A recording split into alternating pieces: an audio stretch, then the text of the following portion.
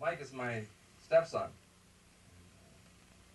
I more or less raised him since he was 11 years old.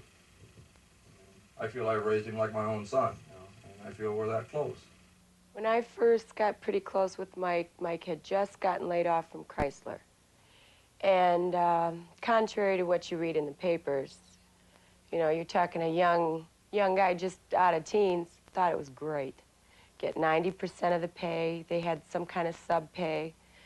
Starting in spring, summertime, you know, he was not upset about being laid off. You know, here you're going to collect all this money, could go on trips. I mean, he loved it. It was great. I mean, who wouldn't, you know, 20-year-old kid or however he was then. And his 23-year-old stepson, Michael Nitz, both were convicted last year in the baseball-beating death of Vincent Chin, a Chinese-American engineer who was at a Detroit area bar to attend a party 2 days before he was to be married. I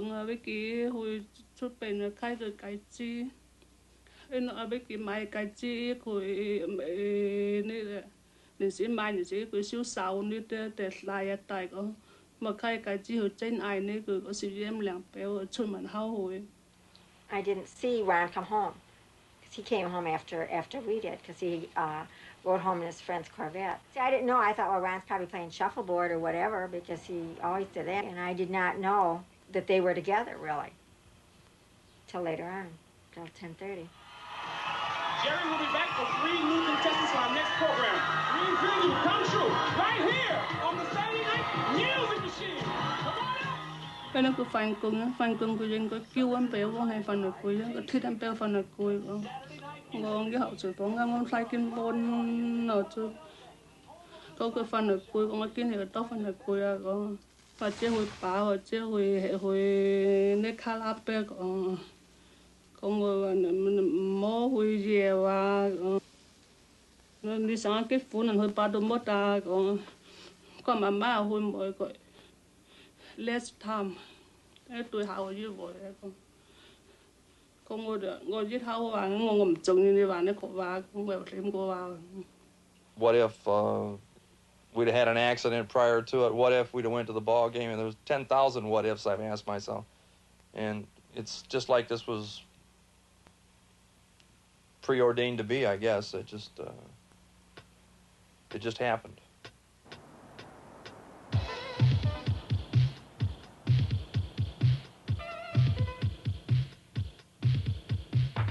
I was talking to Jimmy on my left, and Vincent was on my right.